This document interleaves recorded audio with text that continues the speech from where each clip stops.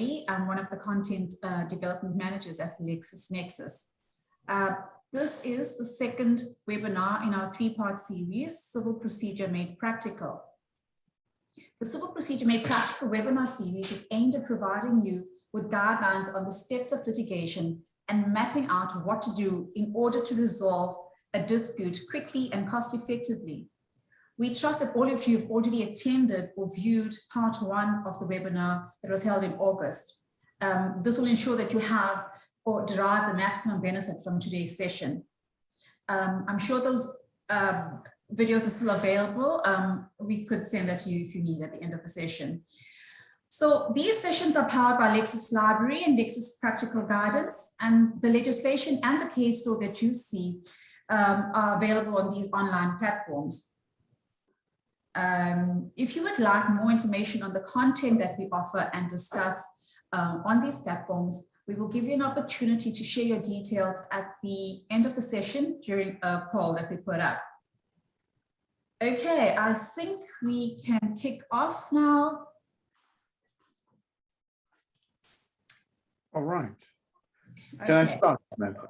No, just give me 1 second. I just want to introduce you. So everybody was very, very excited.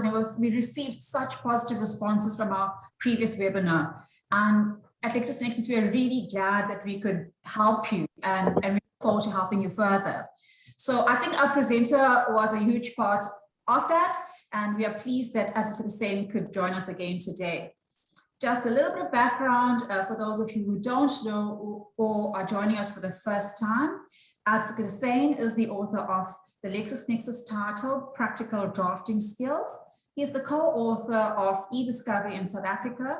He's a regular contributor to the Civil Procedure Practical Guidance practice area. And he's currently working on his next title with us, which is on trial advocacy.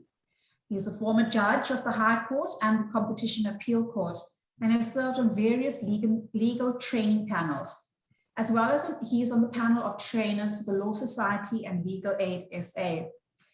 He currently provides training in drafting, trial technique, commercial drafting, and financial compliance courses. He runs a busy practice and is also a professor of law at Nelson Mandela University.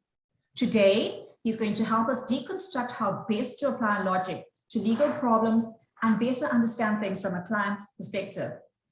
Today's session will look at unopposed and opposed motion procedure and drafting documents. Advocate Hussain, thank you very much, and we are over to you. Thank you, Samantha, and good morning and welcome to all of you.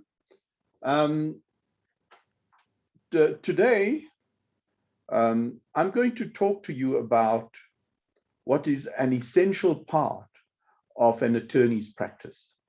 You must, and advocates, you must know how to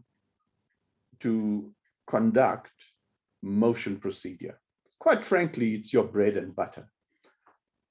Motion court work is not the kind of work that you can do by using some precedent or worse, some old precedent and getting away with it. It doesn't work at all. The only scope for using a precedent in motion court proceedings is the notice of motion. And those precedents are available in the indices to the uniform rules, and you can also find them in the practice directives. But after that, you have to draft on your own. Now, one of the things that I'm very passionate about is that to be a successful legal practitioner, you have to apply your mind all the time. You need to learn to think logically. In the last session, I dealt with that. In this session, you're going to see that I concentrate on logic and reasoning, because if you draft logically, if your affidavits make sense, it becomes persuasive and you will be more successful. So what we're going to deal with this morning are all practical techniques that you can immediately start employing in your practices that will help you. I can assure you that all of these techniques have been tried and tested, and they work. So you can easily use them. They're not difficult to understand. They're not difficult to apply in your practices, and it will certainly improve your work, firstly, and secondly, you will have happier clients because you get better results. Now, here's something that is so obvious that we tend to forget about it. When you take a matter to court, a motion matter, a judge has to make findings of fact and conclusions of fact based on the available information. Now, what that means is that in the context of our courts, our judges sit in what we call adversarial courts. That's for our usual litigation.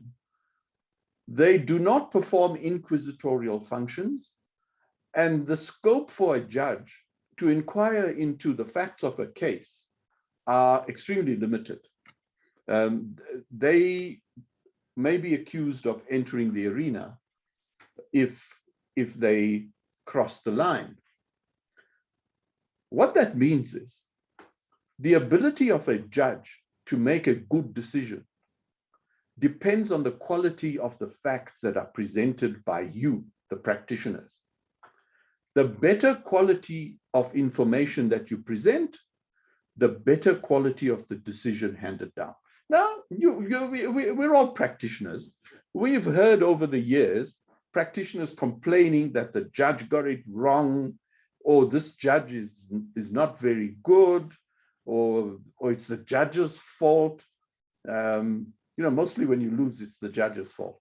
So the fault is not with the judges. If judges don't come to grip with a case, and it appears that they came to the wrong conclusion, the fault is usually in the manner in which the practitioners present the facts. Now, I'm going to spend some time on that this morning, how you work with the facts. Now, please remember, what we're going to deal with here is equally relevant to trial procedures, which we will come to in the next session. The difficulty that judges have with motion procedure is that they don't have the benefit of a trial. They don't see the witnesses, they don't hear them, there's no cross-examination. So they have to make findings of fact on 3 sets of affidavits. Now can you imagine, think of the judge. If you presented 3 sets of affidavits that are poorly drafted, where the facts are poorly presented, what on earth do you expect the judge to do? The judge is not there to perform miracles. The judge will make a finding based on what you've presented the judge. So how you manage the facts and how you present them on paper will determine success or failure. Your affidavits must do 2 things. Firstly, set out the facts so that a cause of action emerges. Now, we all know that when you draft particulars of claim, you've got to have a cause of action. What is meant by a cause of action? Properly defined, it is the facts which the law recognizes as giving you a claim. The same thing with affidavits, be it opposed or unopposed motion. Your founding affidavit must set out a cause of action. That means you have to set down those facts which the law recognizes as giving you the remedy that you want. The remedy will be in your notice of motion. The second thing is, the affidavit must be persuasive. Judges are human beings. They're not robots. They read these affidavits. And if you present a poor affidavit, they're not persuaded by it. They're thinking, I don't think this person's made out a case. Or worse, they'll decide this is nonsense and stop reading. By the way, judges who sit in motion court have an enormous reading load. They have to read file after file, be it unopposed or opposed. In the unopposed motion court, well, they're reading one set of affidavits. In the opposed, they're reading 3 sets. And there's annexures. So it's an enormous reading load. If you write badly, if your affidavit is all over the place, it has no logical structure, I can tell you, and some of you may not believe this, a judge will stop reading. And then you stand up in court, and before you can say, I appear for the applicant, the judge is ready to throw you out. Of course, you'll walk out and you'll blame the judge, but it's your fault. So let's get down to the basic requirements in adversarial litigation. We now encourage lawyers not to be too adversarial, but the system is still nevertheless adversarial in the sense that you only win if you persuaded the judge. You don't win because the judge took the necessary steps to find the evidence and then to make a decision.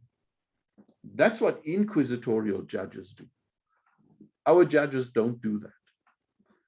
So the most basic thing is that every dispute is made up of 2 components, the facts and the law. Now get one thing straight. To a lawyer engaged in dispute resolution of any kind, even if it's alternative dispute resolution, the facts are the most important, not the law. Now some of you were quite recently at university. Others have probably forgotten they were at university, but you were taught the law, and that's necessary. That's supposed to happen. Now, let's deal with something that we've all experienced. Your first month in a law firm after leaving university. When you arrive in the law firm, your head is full of law. You've studied law for 5 years. So you have knowledge of the law. But what happens? Within a matter of 2 to 3 weeks, you realize that you're drowning. You haven't a bloody clue what's going on. You think, man, you should maybe change your career, go do something else, because you just don't get it. And the reason that happens is because you know the law. Practice is about the facts. It takes some months for most people to work this out. That forget the law for a moment, get the facts first. And that's what you do as a practitioner.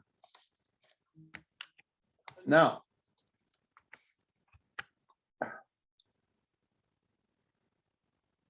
so the first rule is the law is the most important.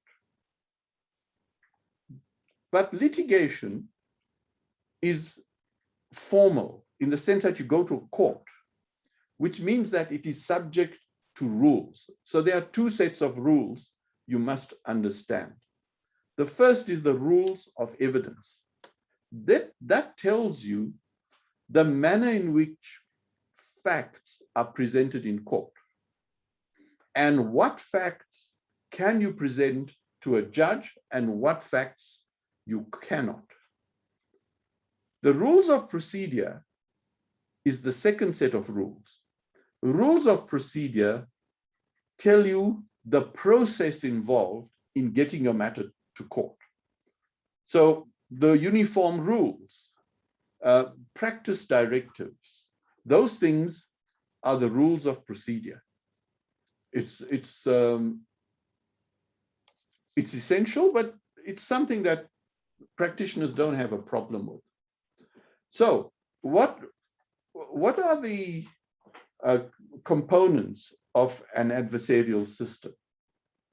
Firstly, there's an opponent. You must realize you have an opponent who also wants to convince the judge that you should succeed, that they should succeed. There's an opposite view. There will be a different version.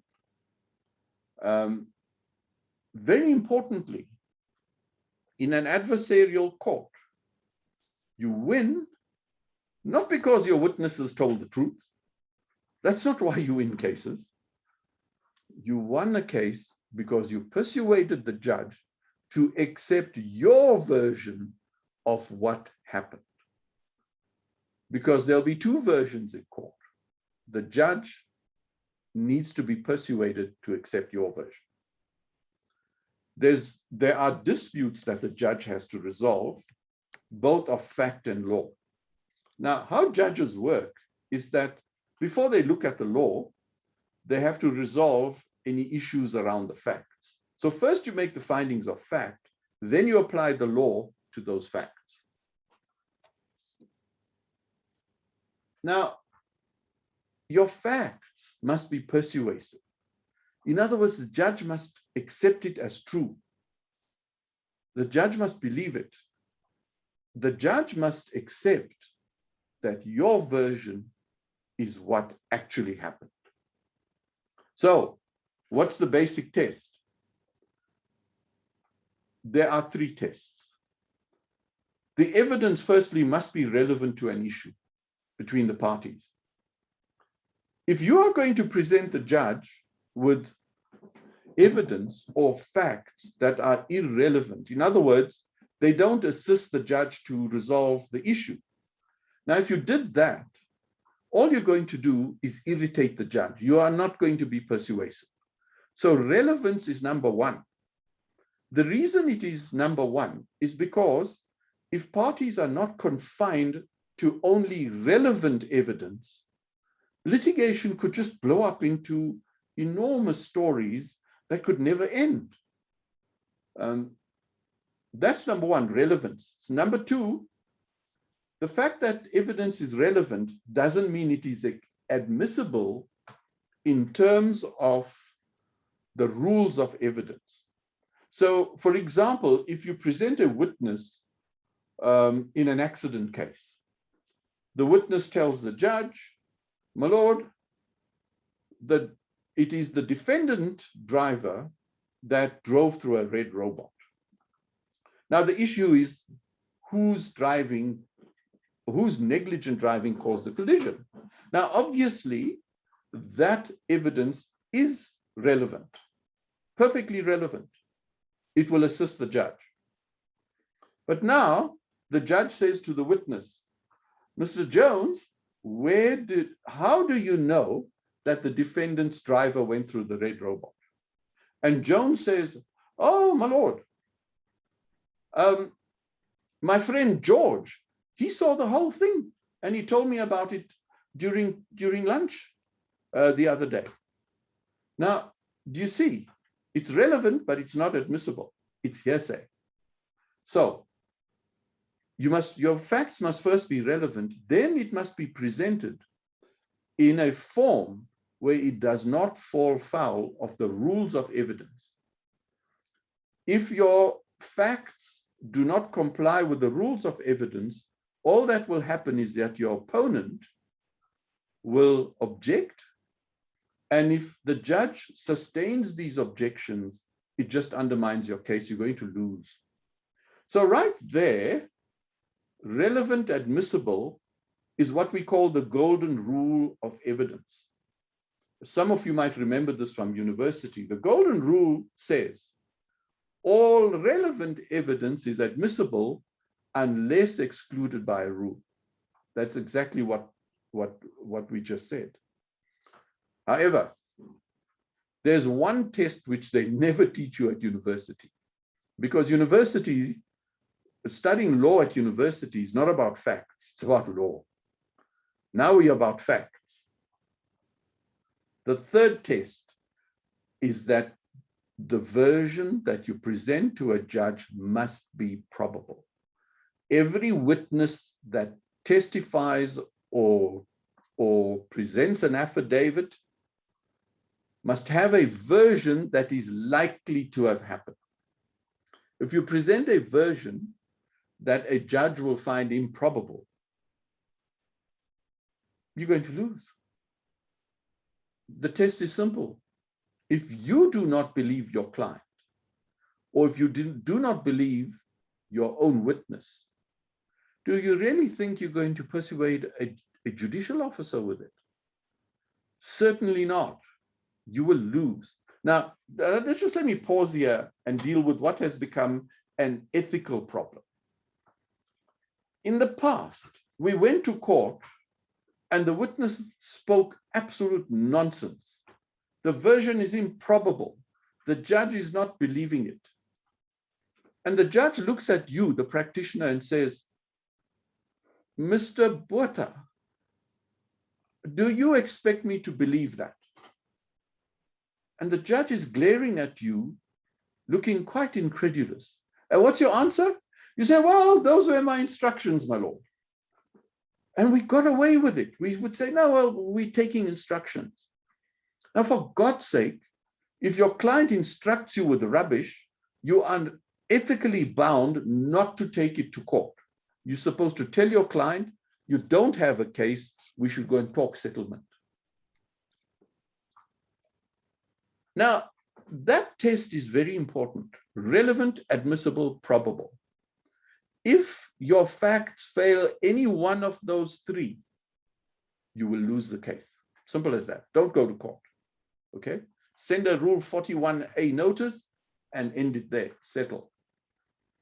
In order to be persuasive, your facts must be relevant to the dispute, admissible in its form, and probable in relation to the facts of the case. If your version is going to be disbelieved by a judge, it simply means that you presented a version which the judge will not accept. It's a complete waste of time, okay? And these days, judges will ask you, they'll say, but you're an officer of the court. Why did you come and present this nonsense? And you'll get into trouble. Now, these are the kinds of facts you'll have to marshal. You get facts that are admitted. That's easy to understand. The parties get together, or you have a case conference, and admissions are made. Then there are facts that are common cause. In other words, those facts which nobody disputes and everyone accepts. Okay? Today is the 15th of September. Common cause. Okay. And then you get the two kinds of facts which concern the lawyers. The one are those facts that are disputed, and those are the facts that formulate the dispute that requires a trial or an opposed motion. And then you have the undisputed facts. Now I'm going to deal with those quickly because you need to have an understanding of these types of facts. So admitted facts are where parties do not dispute. They agree. Now the thing with admitted facts is that sometimes the parties might dispute a fact in the pleadings or in the affidavits, but then before the hearing will admit them. Those are admitted facts. And the common cause facts you're familiar with. Now, facts that are disputed are facts which a party does not accept as true and will require proof thereof. So, when you present 3 sets of affidavit, you are presenting not only your cause of action, but the evidence that supports it, the facts that support it. You are going to have to produce proof of your facts. And that is an onus which resides on the applicant, plaintiff in the case of an action. These facts will require proof because they're denied by your opponent. A denial of a fact must have a basis in fact for the denial. What that means is, you're quite familiar with this thing, where practitioners plead things like, the allegations are denied as if specifically traversed and plaintiff is put to the proof thereof. That's it, full stop. That's not a proper denial. In an affidavit, if you say the allegations are denied, or worse, what I've seen in affidavits, for example, in an answering affidavits, at paragraph 4, the allegations are noted. Well, what the hell does that mean? You noted it. Okay, just stop all that nonsense. You have to provide a response. So if your instructions are to deny a material fact that your opponent relies on, there must be a reason for it. There must be a factual basis for it. Okay, if your client says, no, just deny it, just deny it, let's see if they can prove it, you'll get into trouble for doing that. It's a bare denial. You can be subject to an exception if it's particulars of claim. You could also pay a heavy price in the opposed motion court. So what we're looking for is that a judge should not allow a respondent to raise fictitious disputes of fact to delay the hearing of the matter or deny the applicant an order. Now, this is an old trick in opposed motion court, where the respondent in the answering affidavit deliberately raises disputes of fact so that they can argue that, firstly, the applicant should not have gone by way of motion and should have foreseen that there will be a dispute of fact. So the inappropriate procedure was used. That's what they will want to argue. Or they will want to delay the matter further by saying, well, the court has to refer these issues of fact to evidence.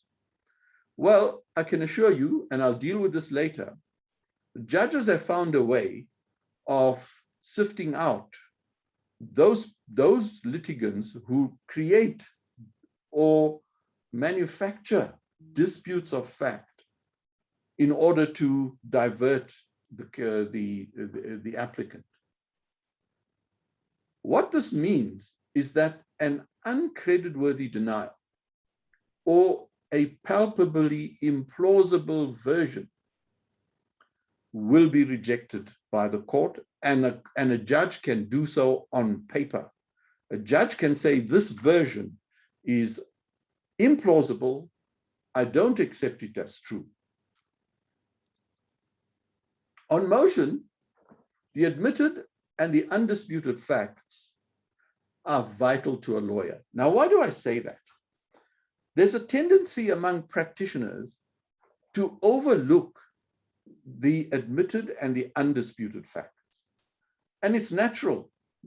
It's natural for us to do that because the tendency for lawyers is to be firmly focused on the disputed facts. And they somehow forget the undisputed facts. It's a big mistake, okay? The undisputed facts are vital to lawyers and to judges. Why? Because they assist you in resolving the disputed facts. Now, here's a very simple test that you can use in your practices. Look at the dispute that you're facing. What are the disputed facts? Now, your client will have a version, your client's version of the disputed facts. Now ask a question. If I look at the undisputed facts between the parties, do the undisputed facts support my client's version of the dispute? If the answer is no, you are going to lose because the judge is not likely to find that your client's version is the more probable. You've all heard of this test in the civil courts of proof on a balance of probabilities.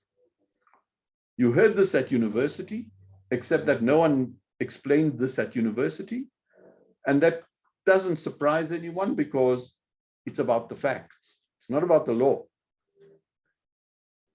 Balance of probabilities is exactly what I'm telling you about. First, the facts must be relevant, then they must be admissible, and now the version must be probable. If your version is improbable, you have failed to prove your case on a balance of probabilities. That is why the word probabilities appears in the test. Never ignore the undisputed facts. In motion court, especially, the undisputed facts are vital because the judge will look at those undisputed facts and say, which version that is supported by the undisputed facts? That is the version that is likely to be the most probable. And we'll come to the famous Plascon test in a moment that is based on the undisputed facts. Now, what do you do as a practitioner? Make a particular note of all the undisputed facts between the parties. So you've got your client, you've taken down the statements. I'll say more about that later. You've got all the information, you've brought in, you've checked the documentation, you've reviewed the documents. You have a good idea of what actually happened according to your client's version. You know that, okay? Now, you have to draft a founding affidavit. If you present your facts in a manner that is confusing, in a manner where the judge can't really work out what your version is and what your cause of action is, what is the cause of action that your facts are supporting, you're going to lose. For a successful outcome, make a note of the undisputed facts. The undisputed facts help the judge to determine the probabilities. It is the undisputed facts that help, firstly, the practitioners, and secondly, the judge, to work out the issue or the dispute. Now, here's a big problem that judges have. Parties come to court, be it a trial or an opposed motion, and the judge doesn't really know what the issue is. So he says to the practitioners, what's the issue before me? And the practitioners actually can't tell him or her. It's the same with particulars of claim.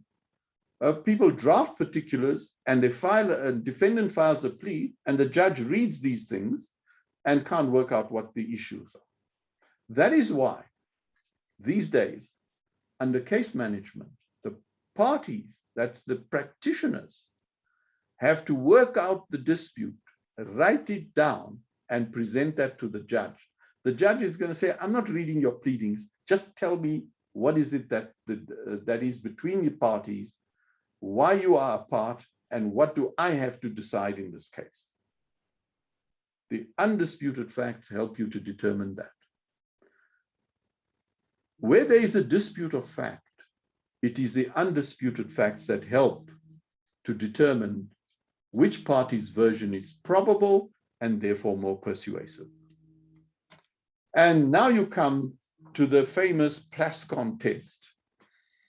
Now, you cannot go into any motion work if you don't understand this test. And by the way, those of you who want to argue your own opposed motions, and I encourage you to do so, because before you step into a trial court, you should give yourself a shot at some opposed motion work, because it's simpler, because you're not handling witnesses, and you get used to the idea of being in court and being on your feet addressing a judge. Very important. But don't you dare get on your feet in an opposed motion court if you don't know the Plascon test, okay? You're going to get yourself into trouble, because in any opposed motion, you are very likely to hear either your opponent say, my lord, applying the Plascon test, this is what you get. Or you'll hear the judge saying, the judge will address you and say, Mr. Smith, apply the Plascon test. How does that help us to resolve the dispute of fact? Now, I'll tell you where the Plascon test comes from so you can understand it.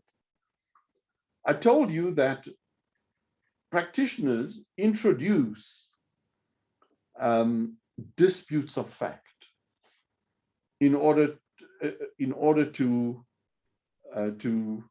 avoid the applicant obtaining a judgment, or they want to delay matters. So they introduce disputes. But now judges know that. So what they've done is that they devised a method whereby they can nevertheless grant a final order, even where there's a dispute of fact. And that method was approved of for the first time in 1984 in the SCA, then the appellate division, in the case of Plascon Paints versus Van Riebeck Paints. And, you know, it doesn't surprise me that I often find practitioners who have never heard of the Plascon test. I know I shouldn't tell you this, but just to illustrate the point, I was in KwaZulu, that's the University of KwaZulu-Natal, in Durban, Howard College. There's a law school there. And I went there to present a course on motion court practice only to experienced practitioners. So this was an advanced course. There were about 30 or 40 very experienced practitioners there. You had to be more than 7 years in practice to register for it. So when I got to this part, dealing with disputes of fact on paper, I wrote the words Plascon test on the board, and I said, you're all familiar with this. It was a rhetorical question, you know, like, yeah, we all know this. Well, I found a sea, I looked at a sea of blank faces. None of them knew what the Plascon test was. And I got annoyed with them. So I looked at them and I said, don't you know what the Plascon test is? It's wall and all. And boy, did I cause a riot. They were so annoyed at me. Listen, wall and all is a Durban joke. If you're not from Durban, you're not going to understand it. So you can ask Samantha Reddy, she'll tell you what it is. So the fact is,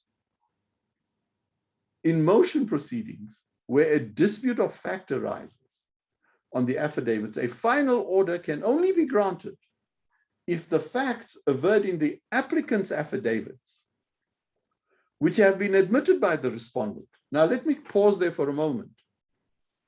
If a respondent denies a fact in the founding affidavit, but gives no reason for the denial, in other words, it's a bare denial, the judge will put that on the side of the admitted facts. So you see why I say a bare denial doesn't help a respondent, okay? It doesn't raise a proper dispute. So the judge looks at the facts in the applicant's affidavits, which have been admitted by the respondent, together with the facts alleged by the respondent. So you take the undisputed facts of the applicant's version, combine it with the facts of the respondent's version. If a judge can then still justify an order, they'll do it. So it doesn't help merely to create disputes that are not bona fide in affidavits. There's the other case you should look at is Ndpp versus Zuma. But I would recommend those of you who are very passionate about this, I'm sure all of you are, go and look at the Plascon test, the Plascon Evans versus Van Riebeck's paints. There you'll see a cross-reference to two decisions, both called Stellenbosch Farmers Winery versus someone, I can't remember. They're known as the Stellenbosch Farmers Winery cases. Those judgments explain the test better than the SCA or the appellate division judgment. So go and read those. There's 3 judgments. You should go and read all of them.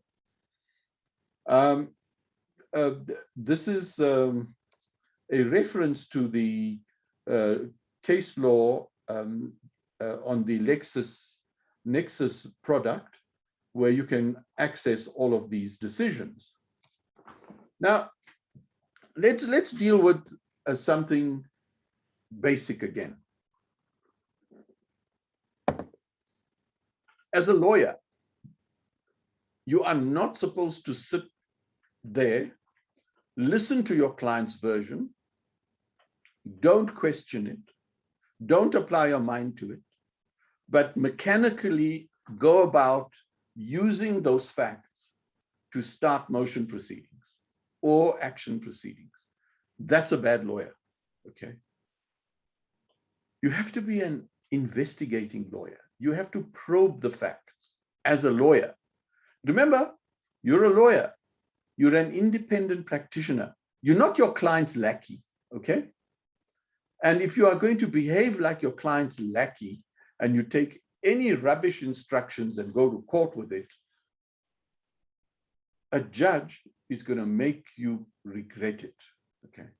And just as a warning, you know, when I was a young practitioner, judges rarely, if ever, granted de bonis proprius cost orders against attorneys and advocates.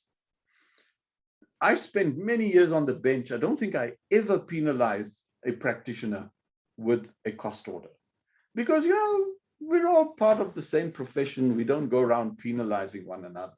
Well, that has changed. You will see provisions in the uniform rules which penalize the practitioners. Go and look at Rule 37(9)(a). Judges are now actually imposing, punishing practitioners with those orders. So be careful. So there's a simple question that you ask as a lawyer. What happened? Tell me what happened. And as a lawyer, you will also know that there'll be 2 versions of what happened: your client's version and your opponent's version. You have to test each party's version as to what happened. The version must be persuasive. The most persuasive version is the one that's going to be accepted as true by the judge, and you win. I dealt with the golden rule. By now, it should be clear to you that relevant evidence is admissible unless excluded by a rule. So it's relevance, admissibility, and there's a third one: probabilities. Your version must be probable. So you need the facts. You have to obtain all the facts. Now, just get one thing straight. You do not commence litigation of any kind, dispute resolution of any kind, even if it's mediation or arbitration or negotiation even. Never do that until you have obtained all the material facts of your case. That's the way litigation is going. In the past, yeah, we got away with it. We used a precedent, but we got through the pleadings, and then we got to court, and then we asked for a postponement. That's what we did. You can't do that anymore. You need to know the facts. And what has changed drastically is that when a judge looks at the cause of action now, the judge is looking for those facts which the law recognizes as giving you a claim. But the facts that the judge looks for are the facts that arise from your client's version. There'll be a peculiar set of facts that belong in your client's version. Now, I'll tell you what goes on. Practitioners don't plead it. And that's fatal, absolutely fatal. What they do is that they plead out of a precedent, okay? So all motor collisions happen because nobody kept a proper watch, okay? All marriages break because there was no love and affection. I mean, it's just nonsense. It's precedent nonsense. Listen to your client and plead those facts. That's what the judge wants. And in motion court, you can't get away with standard precedent-based allegations. You never accept everything your witnesses tell you. Test the reliability and the probabilities. Now, probabilities, I explained, is simple. Do I believe the story? Is it a story that is plausible? If it is not plausible, you don't believe it, that's not going to work. Please don't plead it. Please don't set it out in an affidavit. You never at an early stage make assumptions of fact. Don't think that the other side will admit this because you think they have no basis to deny it. Your job is to make sure you have proof of all the material facts of your client's case. Now, how on earth will you know that if you didn't get all the facts first? You must, before you start, consult all the witnesses, okay? This business of looking for witnesses two weeks before the hearing has got to stop.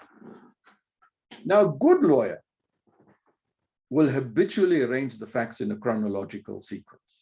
Now, this is very important for motion work. As a lawyer, part of your ability to think logically is to be able to sequence all the facts. So when your client gives you a version and presents you with documents, first listen to client and then say, right, we're going to start again, but now let's sequence it. Let's take the documentation. I'm not going to read or review them. I'm first going to arrange them in a chronological sequence. Now, in dispute resolution, I don't care what kind, all the facts that you assemble as part of your analysis, as part of your logical analysis, is that they must make sense sequentially. I have seen many cases lost. I've seen many senior advocates being embarrassed. I've seen judges making mistakes in judgments because they did not sequence the facts.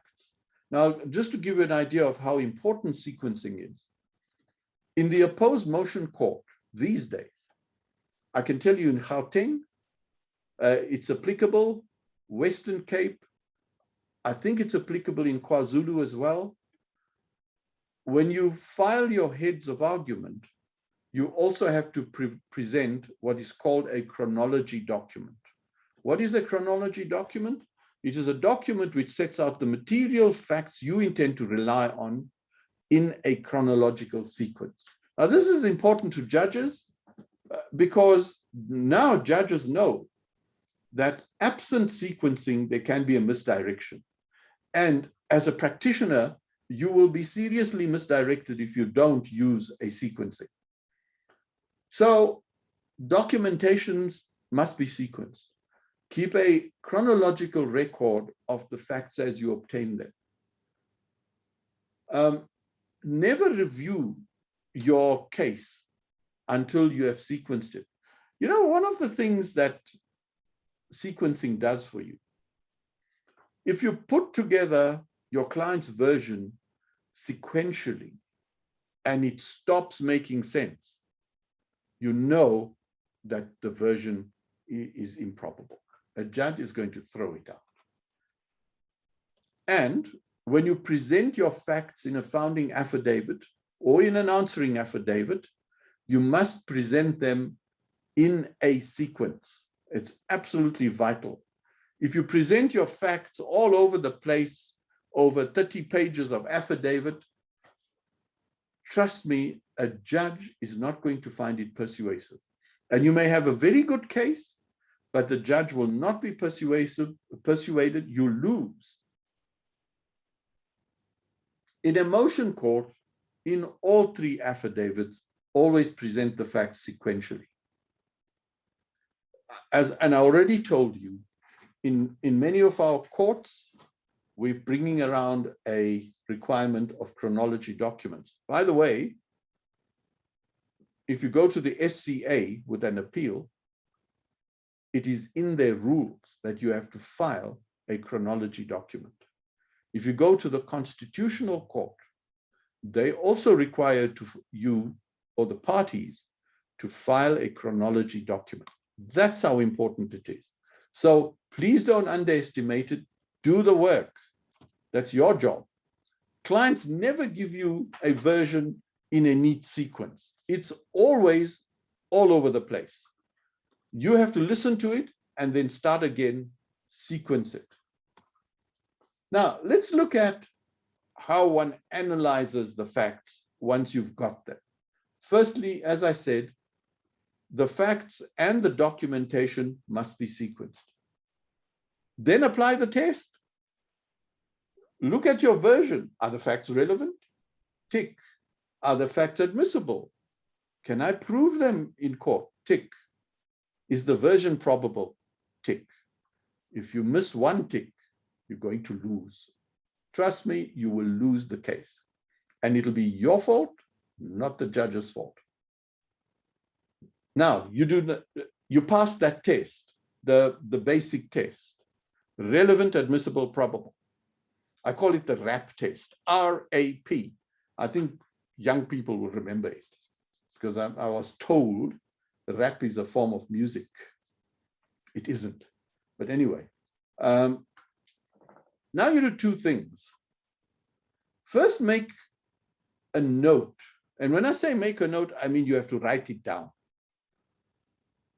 All the facts that support your client's version of what happened. Those are what we call the good facts. But this is a dispute. You're looking at your opponent's version as well. Write down what are those facts which don't support your client's version of what happened. Those are the facts that support your opponent's version of what happened. Write it down. Now look at those facts that support your version and make a note of them, the most important facts, the best facts, the bullet points, as we call it, because you are going to spend time presenting proof of those facts. You're not going to spend time presenting proof of your worst facts. The question is, how can you present proof of your best facts? In other words, who will be my witnesses? What documentation will I need? Have I evaluated my witness? How will this look on affidavit?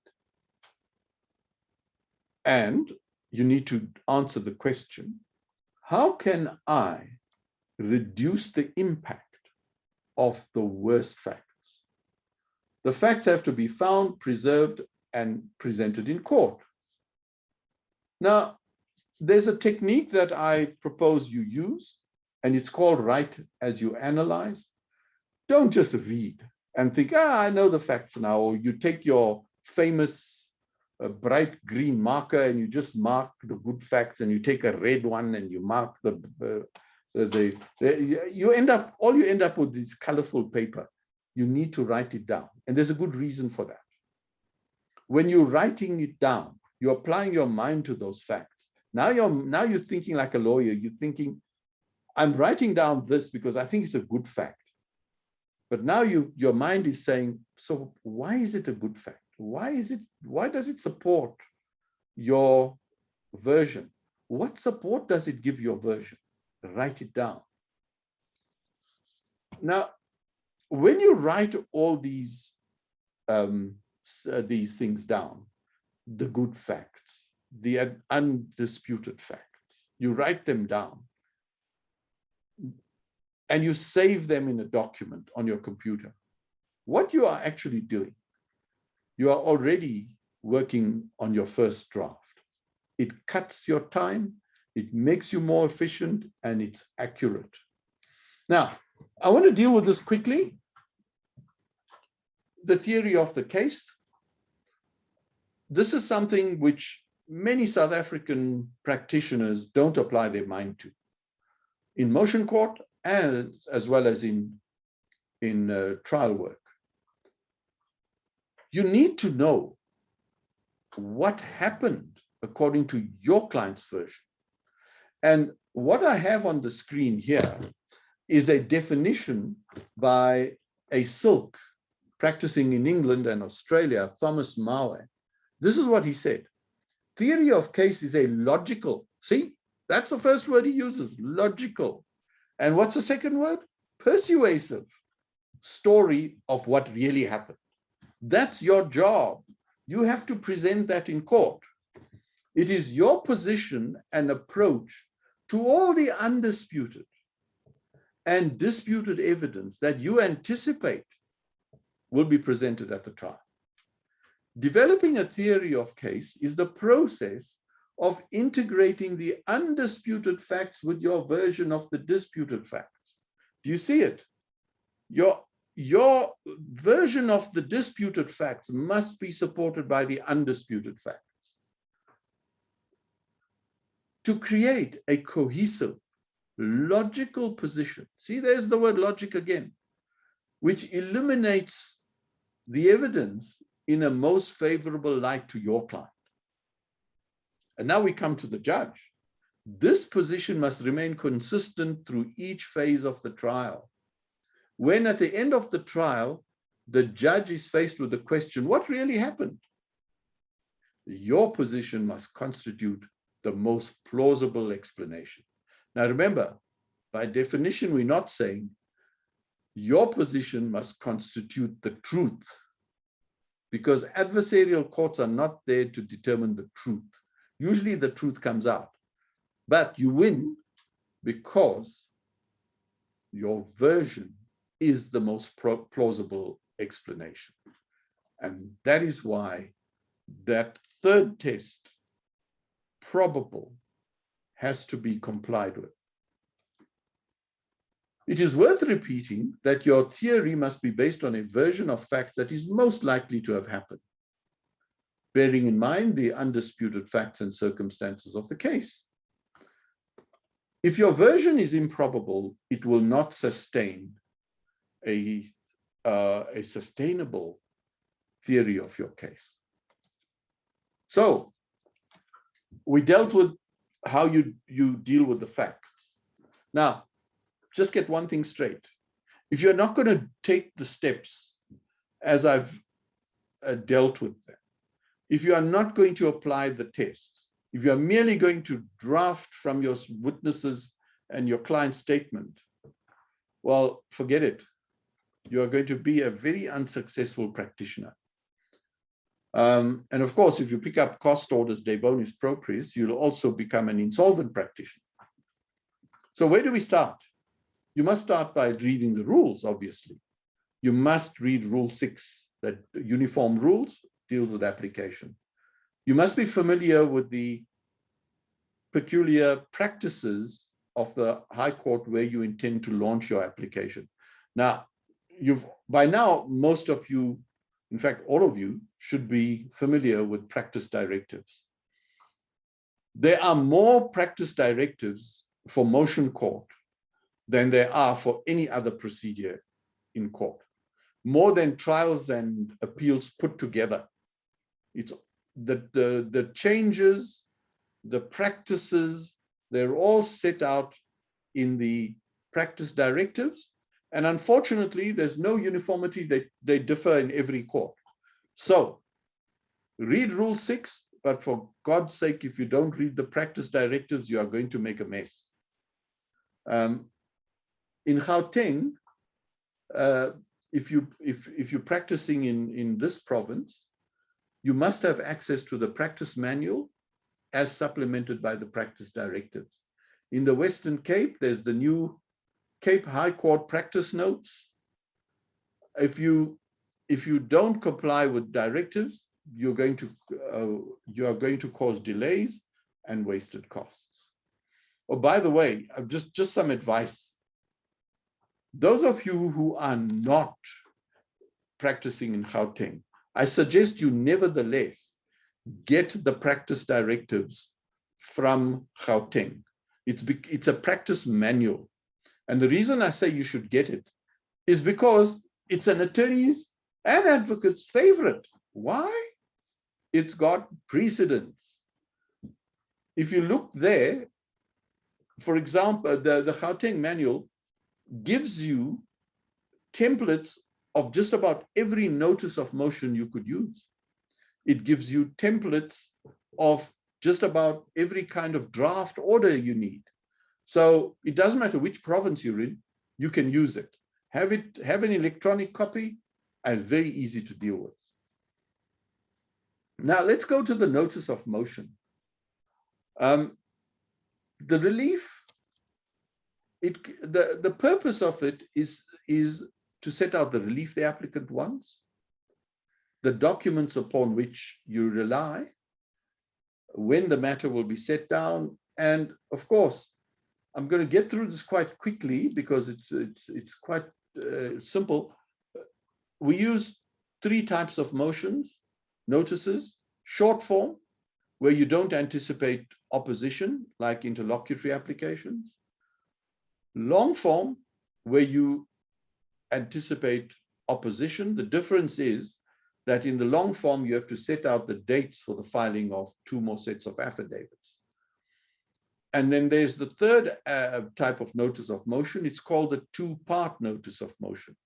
This is a notice of motion where you have 2 parts. Part A, which deals with the provisional order that you want, followed by Part B, which has the final order that you want. So when you get to court the first time, you will move for an order in terms of Part A, and Part B will be postponed sine die. So in other words, it replaces the rule nisi. It saves costs, it's quicker, judges love it, I can tell you, because it's less work for them. So use it. Instead of using a rule nisi, go with a 2-part notice of motion. Then you've got substantive applications and interlocutories. Interlocutories are incidental applications, applications that are incidental usually to actions, things like an application to compel discovery and so on. Most of those things have fallen away through case management. And the substantive application is your usual application where you expect opposition. I've dealt with a 2-part notice of motion. I suggest you obtain the Gauteng manual. There's a good description of it in there, and there are some templates that you can use. I have seen the 2-part notice of motion being used throughout the country now. We invented it here in Gauteng, obviously, because this is where the smart lawyers are. But now it's used throughout the country. That is why I want you to get the Gauteng manual, because we keep inventing, because our roles are so enormously overburdened. We come up with very smart ways of dealing with it, and then they end up trickling down to the other courts. Now, the notices of motion should not give you any trouble at all. Drafting those really requires no skill, because you're just going to copy and paste from a template. What requires skill is the way you formulate the relief that you want. Now, some of the stuff is pretty standard, like if any of the insolvency applications, those things are very easy. But there are some forms of relief that are difficult to draft. Search and seizure applications, for example, what we call Anton pillars. Those things require a lot of complex drafting. So what did we do in Gauteng? The judges rather, I was on the bench when this was prepared. They drafted an order which is acceptable. In other words, you know that technically Anton pillars, these are ex parte applications, so they offend the Audi Alteram Partem rule, and they are applications which can be abused, and they were being abused. So we set out the form of the order that our courts in this province will be willing to grant. The good news, all you have to do is copy and paste it. It's there. And I can also tell you that, but be careful about this, these Anton pillars, the other high courts, all have their own version. So what you have to do, if you need to bring one of these search and seizure applications, first check the practice directive of the court in which you are launching, and then copy the order into your notice of motion. You can't go wrong, okay? Draft orders, you must learn how to prepare draft orders. All our courts, motion courts, you are expected to file before the hearing date 2 copies of a draft order. In some courts, it's 3 copies of the draft order. Judges like draft orders because it makes their work easier and it helps with accuracy. So you're no longer depending on the typist in the court. The judge will use your draft order. The judge, and it's so simple. You just stand up and say to the judge, you seek an order in terms of the draft, and that's it, done. So learn how to do draft orders. Now, here's the good news. If you got the Gauteng manual, there you go. All the draft orders are in there. You know, substituted service, all the insolvency orders, it's all there. You just have to copy and paste. Okay. Now let's get to the founding affidavit. All of the methods of dealing with fact that we went through up to this point have to be observed for your founding affidavit. The founding affidavit is there to support the relief that you claim in the notice of motion. So it'll have 2 things. It must set out a cause of action, and it must set out those facts which support the cause of action. So these are the things that should go into an affidavit. You have to deal with describe the parties, obviously. It must have the cause of action, the evidence that supports the material facts. The material facts are those facts which the law recognizes as giving you a claim. In other words, it's your cause of action. Submissions and conclusions of law. You don't have to plead the law. The founding affidavit must contain all of the applicant's case. Now, for heaven's sake, don't take the attitude that, well, you know, if I missed out something, I'll catch it up in the replying affidavit. Big mistake. I show you later that the best thing to do is not to have a replying affidavit. And you can only do that if you write a very good founding affidavit. And there's a very simple test. If you're the applicant and you find yourself writing a very long replying affidavit, then somewhere along the way, after you pass page 10, you should stop and realize that you're in trouble. You are going to lose, okay? Because something went terribly wrong with your founding affidavit, because you are busy supplementing your cause of action, bringing in new evidence. It'll be a thorough mess. You must deal with jurisdiction. You must have references to annexures. Avoid unnecessary documents. Now, I have to say something about this.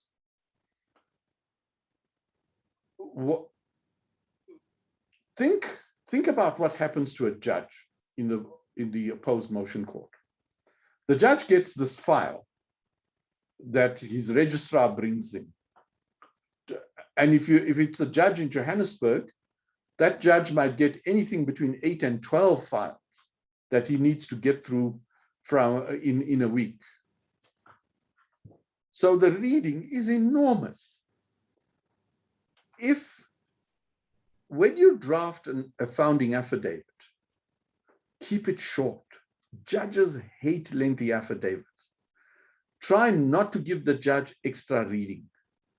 But what causes affidavits to get really thick are annexures. Why on earth do you have to attach annexures that are not necessary to be read? For example, you attach a contract. The judge has to read a clause on page 3. But now you attach the whole 50-page contract. It just adds bulk unnecessarily. Here's a warning. If you do create bulk by attaching documents that are not necessary, now judges will disallow you the cost or might even penalize you with the cost order. Okay. All the stuff I've dealt with already, getting the facts. Oh, yes. I have to mention this. There are some applications where or certain types of relief where you have to go by way of motion. All the insolvency applications, for example, the Rule 43s and so on, you have to go by way of application. You don't issue a summons. But there are disputes where you will have a choice. You can go by way of motion or you can go by way of action. Now, the difficulty that attorneys face, mostly attorneys, because they are the ones who start this thing. But now, of course, advocates are now dealing with these matters directly as well. What happens is that you've got a set of facts, and now you have to decide, do I issue summons or do I go by way of motion?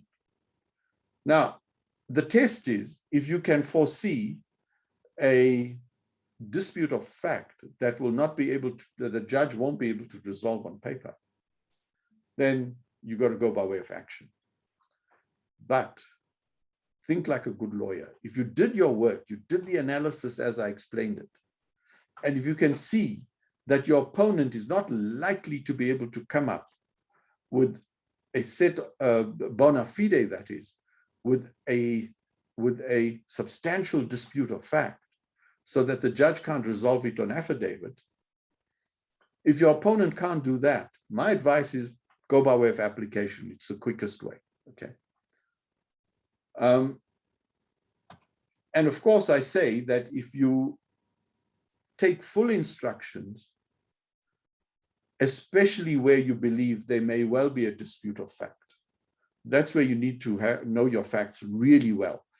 Because now you're going to apply the Plascon test to your own set of facts and ask yourself, will I be able to get an order, notwithstanding what my opponent is saying? And there you see, I've put in the Plascon test again, and then draft sequentially.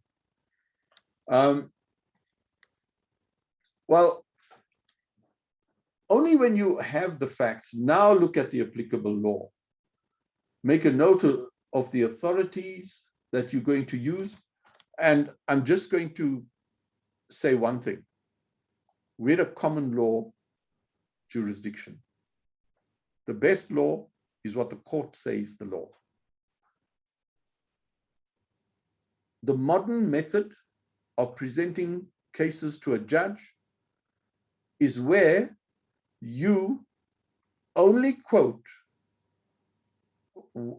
the most recent judgment of the highest court.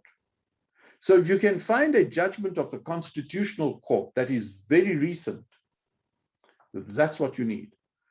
We no longer cite or rely on 15 decisions just because we found 15 cases. If you go and look at the rules in the SCA and the Constitutional Court, they will penalize you for giving them more authorities than you need, okay? So when you're looking for the law, look at the most recent decision of the highest court. Now, when you find that decision, doesn't stop there. The most important step next is to check the annotations. So open up your law report. If, for example, you're using LexisNexis's electronic law reports, there's a provision there for annotations. Open that up, and the annotations will tell you if that judgment was applied, where it was applied, but most importantly, it tells you if it was set aside. So be very careful. There's nothing worse than citing a case that got set aside. Okay. I told you, just write your facts sequentially. As a rule, only put the relevant facts in your affidavit. You know, in a trial, you can get away with it. A witness gets a bit irrelevant. You can bring them back in the witness box. But once you write the irrelevant rubbish in an affidavit, it's there to stay, and it's there to irritate the judge. The evidence must be relevant to the elements of the application. What's the elements of the application? It's the material facts that you need to prove in order to sustain the remedy, right? Apply the RAP test. We've dealt with all of that. Now let's go to this. It must be user-friendly. Now, why do I say it must be user-friendly? Now look here. When a judge has to read lots and lots of affidavits, if you are going to present an affidavit that's not user-friendly, it looks busy, the font is wrong, the spacing is wrong. You know what? I know that there are judges there that's going to say, oh, I'm not reading this, and just throw it aside. And you arrive in court and you say, my lord, did your lordship have an opportunity to read the papers? And then the judge there looks at you with a glare that says, what nonsense are you talking, Mr. Smith? Because he hasn't read the papers. And from that point on, you are in trouble. And yet you had a very good case on those papers. So make them user-friendly. Use the prescribed font. The rules tell you it must be 10 to 12 points. Use double spacing. Use numbered paragraph. Use headings and subheadings. Use the technique of point-first writing or context before detail. This is a very powerful technique in affidavits. What it means is, at the start of each paragraph, put in a heading which tells the judge what's in there. First sentence is your point that you want to make. The respondent is factually insolvent. That's your point. Now give the details as to why. Don't give the details and there at the end of the paragraph say, in the premises, the respondent is factually insolvent. No, that's no good. Show the judge what you're getting at up front. It's called point-first writing. That works in affidavits. Now, here's a method. You must have a rough plan of how you're going to set out your affidavit. And what's important to your plan are the headings. Keep the headings, put the headings down, and use all the notes that you wrote and saved as you were writing, as you were reading and writing. Copy and paste that under the headings that you want. Your focus has to be on two things. What is the cause of action? And what is the evidence that I need to sustain it? Okay. And of course, you'll have to then deal with the conclusions of fact and law. And you must have a paragraph dealing with the remedy. Why do you want that particular remedy? And it's important to deal with the remedy because a judge might look at your notice of motion and after reading the affidavit might decide, hold on, that remedy in the notice of motion is not appropriate. There's a different remedy, okay? Now, where you have a situation where there may be another remedy which your client will suit your client, but it's not in your notice of motion. What's the answer to that? Draft orders. Prepare draft order. When the judge says, you know, I'm not sure this is the remedy that you want, you say, my lord, may I hand up a draft? And you see the judge will smile and say, oh, okay, you've got a draft. Let's have a look. So make it easy. So we've been through this already. What goes into the founding affidavit? The whole of your case. Now, for example, if you are bringing, you need to know in all motion matters, are you seeking a final order or are you seeking a provisional order or interim relief? There's a difference. When you want a final order, you must set out in your founding affidavit a conclusive case. If you only want an interim order, which will be followed by a final order, then you will get away with merely setting out a prima facie case. Prima facie means it's acceptable, it may be admitted, but it is subject to rebuttal. The respondent might rebut it, and you may not get your final order. So you need to know that distinction. You must know what documents you need. In motion court practice, documents are absolutely vital. Why? The judge doesn't have the benefit of hearing a witness, but what the judge will look for is a document which he can use to anchor the finding that he intends to make. And you must give the judge those documents. Okay. Now, the layout of an affidavit is very important. It has to be in a certain sequence that the judge can follow. For example, let's take an application for sequestration, something that you do every day. The judge, now remember, the cause of action there is a statutory one. It's not common law. So where will you find it? In the Insolvency Act. The Insolvency Act tells you what are the requirements to declare someone insolvent, to sequestrate someone's estate. You use those requirements as your headings in your affidavit, and you give the detail. For example, you give the parties, you'll say jurisdiction, and then you'll give a factual background, and then you'll have a paragraph that starts with the debt. Explain how did the debt arise, that the amount is above the threshold, okay? Then a heading, Act of Insolvency. What is the act of insolvency that you rely on? Next heading, advantage to creditors. Say what is the advantage. Look at the practice directive that tells you what the thresholds are. The next paragraph, service on the master, okay?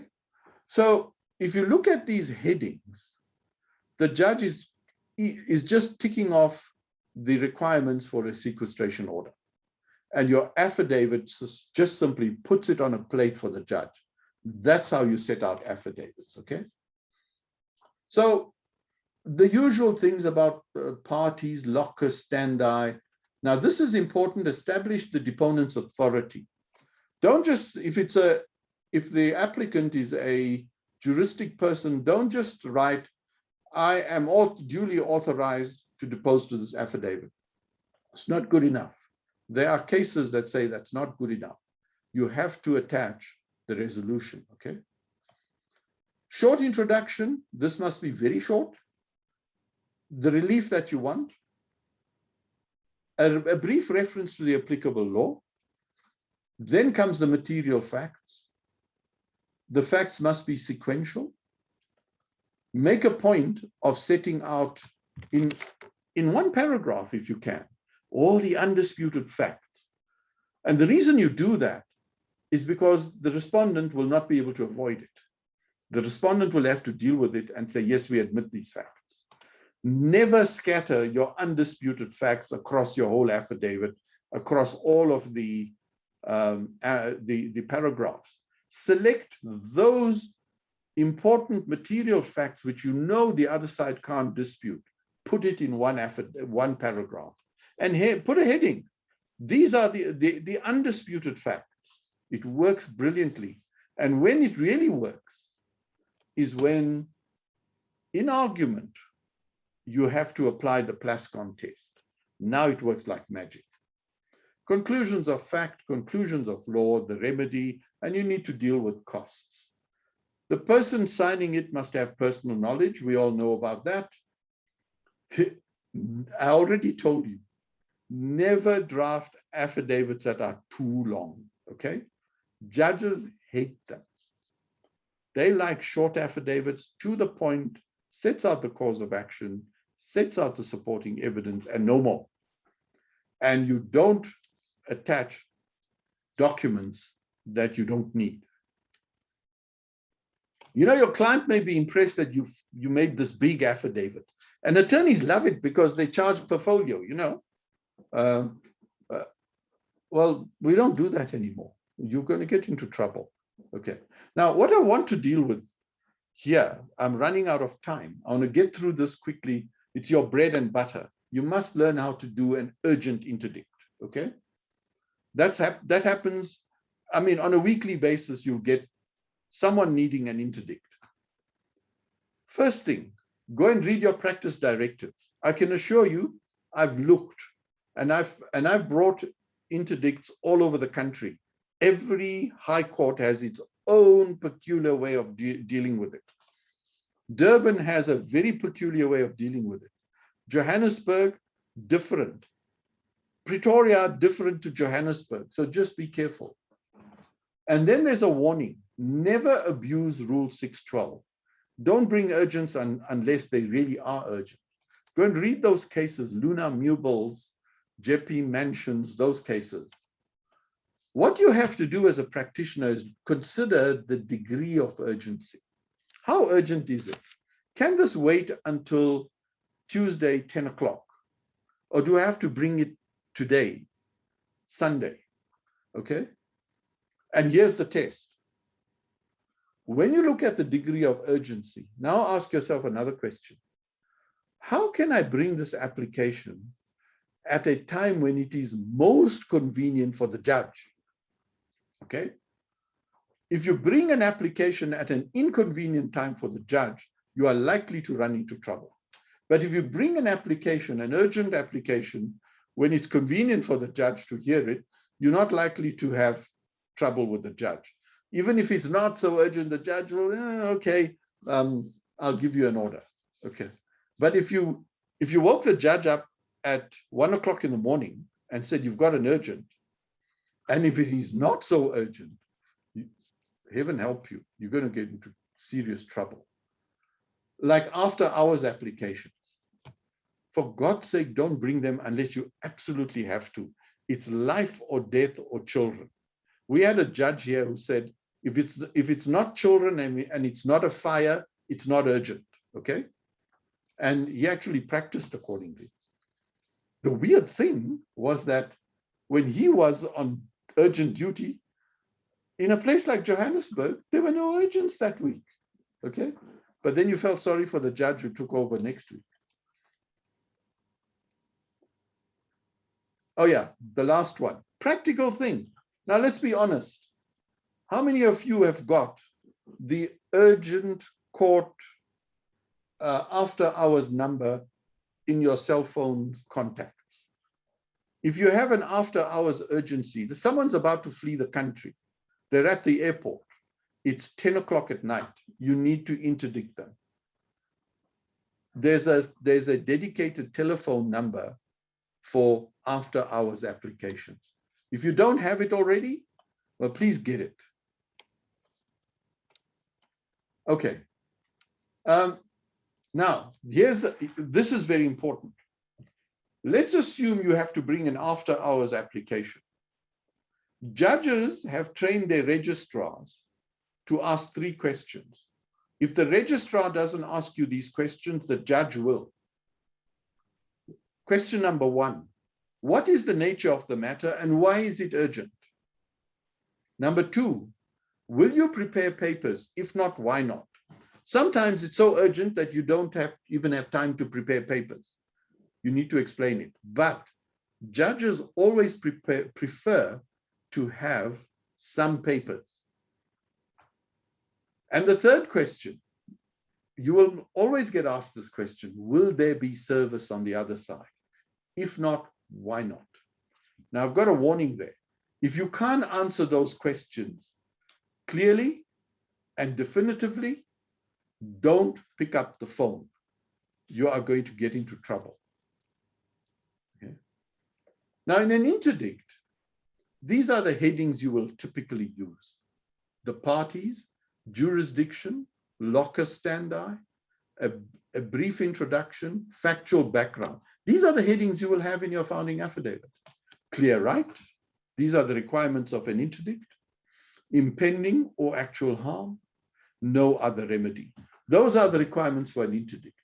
However, if you are seeking only an interim order, you have to address the court on balance of convenience. You have to show the court why the balance of convenience favors the applicant. Otherwise, the order will be refused. Then you must deal with urgency. Why is it urgent? Then you have to deal with the remedy, and of course, the prayer. The prayer is very simple, an order in terms of the notice of motion. If you have, so as I told you, the material allegations must be set out in separate paragraphs, must have a heading, must have your main point or submission in the first sentence, point first, okay? Now, there's some useful suggestions. Use plain language. Please don't write affidavits using this nonsensical legalese, herein after stated, herein below. Why can't you say stated below? Why does it have to be herein below or herein above? I mean, where else can it be? In the sky? In your granny's will? I mean, it's just nonsense. You're just adding words for nothing.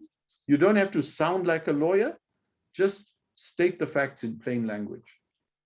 Must be sequential, numbered paragraphs and subparagraphs. That's a rule requirement. Use separate paragraphs to set out different statements of fact and conclusions of fact and submissions of law. Okay, and I gave you examples. Now, in a complex application where there are a number of issues to be dealt with, it's a good idea right at the beginning of your affidavit. It's part of the technique of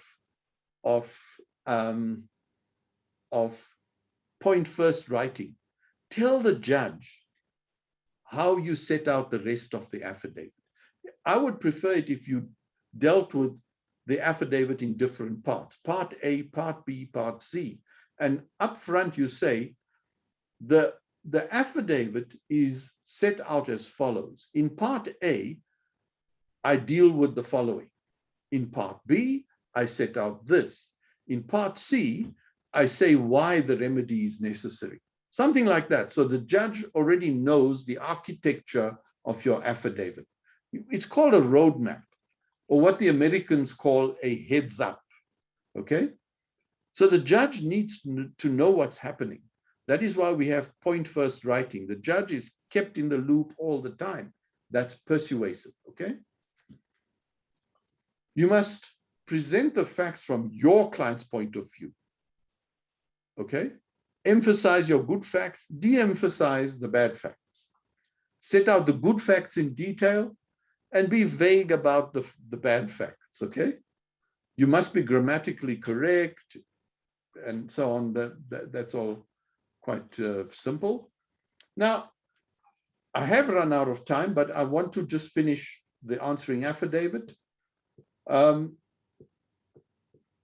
The technique, obviously, if you're acting for the respondent, you have to first read and analyze the founding affidavit. What you will try and look at as a lawyer is, what is the cause of action? Did they set out the material facts? Is it sustainable on this founding affidavit? If the answer is yes, now you have to deal with the content of the founding affidavit, and you have to provide an answer from your client. Now, well, let me get on to the requirements. You have to set out not only your defense, but the facts that support the defense. If you're vague about that, you will lose. Bare denials of fact are inadequate. Denials of material facts must be accompanied by an explanation or justification, which must itself have a basis in fact. So if you say the allegations are noted, the judge will treat that as an admission of fact. Or if you just put in a bare denial, the judge will treat it as an admission. Now comes the Plascon test. You lose.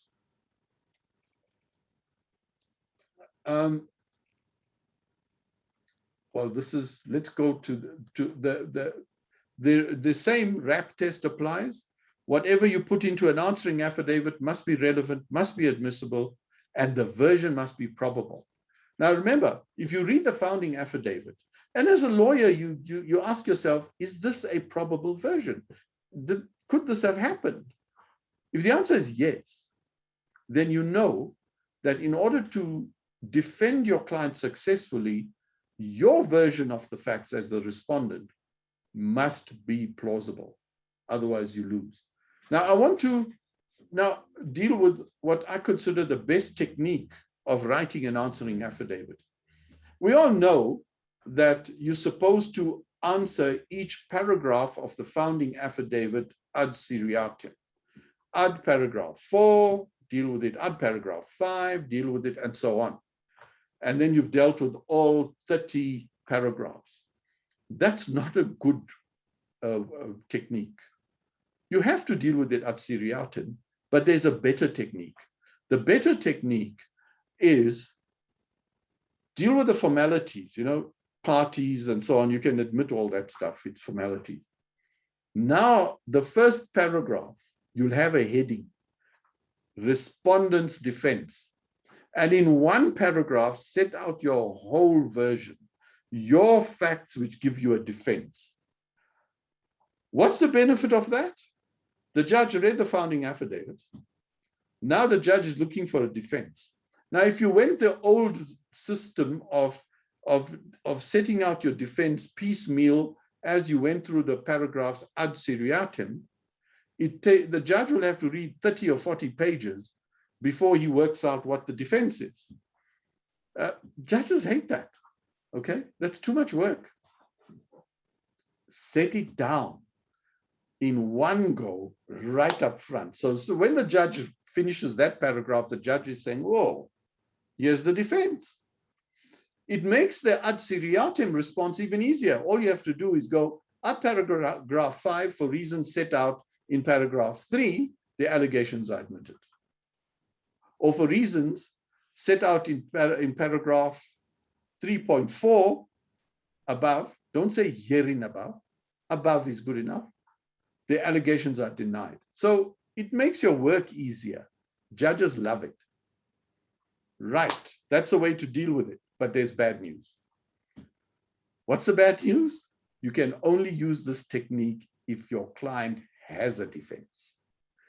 If you are kicking for touch, trying to introduce disputes and so on, if you're one of those respondents, well, you can't use this technique. Then I suggest you do the old-fashioned one, and it looks like you've got a defense when you actually don't have one. I'm not suggesting you do that. I'm suggesting you should settle.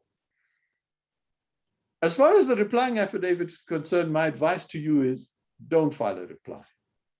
File one only if it's necessary, and it must be very short, like 3 pages, okay? It is not an opportunity to introduce new facts or a cause of action or to supplement your founding affidavit, all right? Always avoid a replying affidavit if you can. And the secret is that write a good founding affidavit. You are very unlikely to need a reply. And judges like it when there's no reply. Again, it's less work for them, okay? Right, I overshot my time. I'm going to hand over to Samantha. That concludes the presentation. I'll probably see you next month for the third exciting episode. Do not miss it. Thank you, Advocate Hussain. Thank you, everybody. I'm sorry we don't have time for Q&A, but yeah, do keep an eye out for, I don't know if we're going to put the poll up now, Josie, if we can. There is a poll that we'd really like for you to just draw your attention to. Please take a few seconds to complete it. It just does help us get content to you that you need, that's relevant, and it's going to be helpful to you. Okay, so sorry, and then yeah, please remember the third part of this is scheduled for October, and it's going to look at trial preparation and trial strategy. And I think the team has put up links to the previous two webinars. Please have a look at that before you attend the third part. Okay, I think that's it. Thank you very much. Thank you, everybody. Please stay tuned. And I think there's going to be some special offers on screen if that's available to all of you attendees. Thank you very much. Goodbye. Okay. Bye. Thanks, Advocate Hussain. All right.